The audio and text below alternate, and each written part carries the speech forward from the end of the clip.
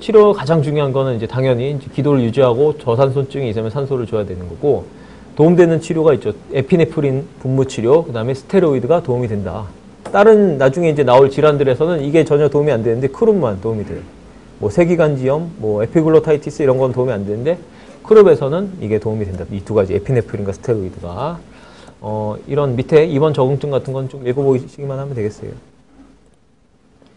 자, 이게 보면 이게 이제 넥 AP죠. AP에서는 이 후두가 좁아져 있죠. 여기 좁아져 있는 게 이 서브 글로티스 아래쪽 서브글로틱 내로잉이 있는 거고, 스티플 사인이라는 게 스티플이 교회 첨탑이라는 건데, 이 보면은 이 아래쪽으로 이렇게 좁아져 가지고 세모 모양으로 보이잖아요. 이렇게. 그래서 이게 교회 첨탑 모양이다. 그래서 스티플 사인이라고 부르죠. 넥 라테랄을 보면 이 파링스 아래쪽으로 하이포파렌질 딜라테이션, 이렇게 좁아진 부분 바로 위쪽으로는 오히려 더 확장이 된다. 이게 하이포파렌질 딜라테이션 또는 하이포파렌질 오버 익스텐션 뭐 이렇게 부르기도 해요. 이런 소견을 보면은 크룹을 생각해야 되죠. 엑스레이 소견. 그 다음에 이제 크룹, 뭐 넓게 보면 크룹의 일종이긴 하지만 일반적인 크룹이랑은 좀 다르죠. 후두개염. 후두개는 이제 그 목젖 있는 쪽에 있는 게 후두개죠. 이 갑자기 발생한다. 그 다음에 고열 인후통. 아까 이제 파라인플루엔자 바이러스로 생기는 크롭 같은 경우에는 고열이 안 생기고 미열이 생기는데, 얘는 H 인플루엔자 타입 B 세균성이기 때문에 고열이 동반되고 진행이 굉장히 빨라요.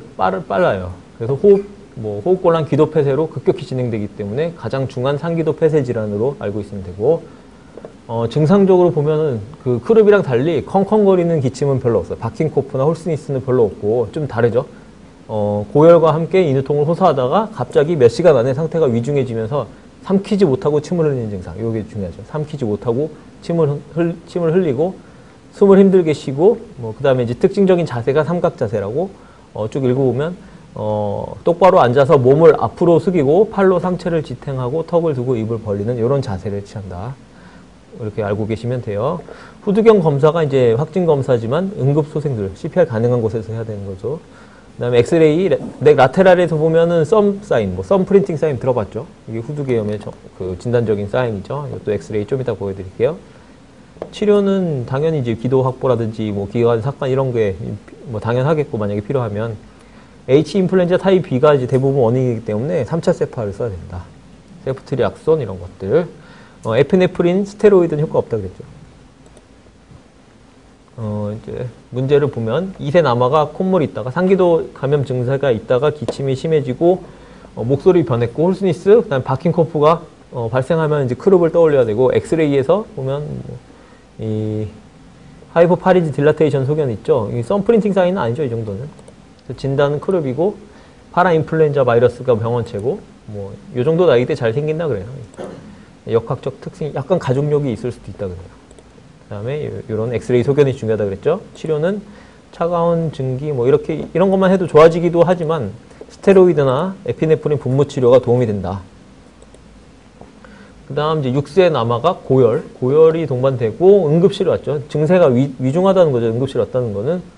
그 다음에 흡기 시 호흡곤란이 수시간 내에 진행이 빠른 진행. 그 다음에 넥 라테랄에서 이 썸프린팅 사인이죠. 이렇게 엄지손가락처럼 아까보다는 확실히 많이 부어있죠. 이게 에피글로타이티스의 소견이다. 그래서 진단명은 후두계염이고, 원인은 H 인플루엔자 타입 B, 확진은 후두경 검사인데 일단 CPR이 가능한 곳에서 한다. 치료는 3차 세파, 필요하면 인투베이션. 이게 치료죠. 후두경 검사에서 에피글로티스가 이렇게 붉게 충혈되고 부어있는 소견.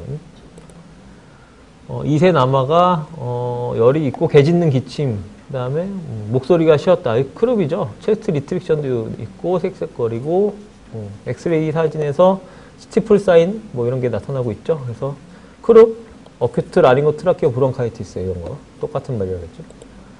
6세 남아가 고열로 응급실에 왔다. 이거 문제가 좀 이상하지.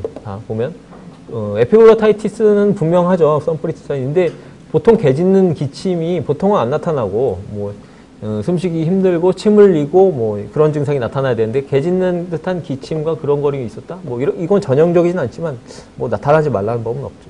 그래서 뭐 좋은 문제는 아니다고 볼 수 있죠. 그래서 고열나고 호흡곤란이 심해졌다. 이거 보면은 H 인플루엔자 타입 B 때문에 생긴다. 그다음 급성 세기관지염은 이것도 바이러스 때문에 생기는데 RSV 때문에 생기죠. RSV가 대부분이고 세기관지가 막히면서 폐가 과팽창되거나 무기폐가 생기죠. 임상 양상 보통 2세 이전에 보통 생기고 6개월 정도에 가장 많이 생겨요. 특징적인 청진 소견이 휘징이죠.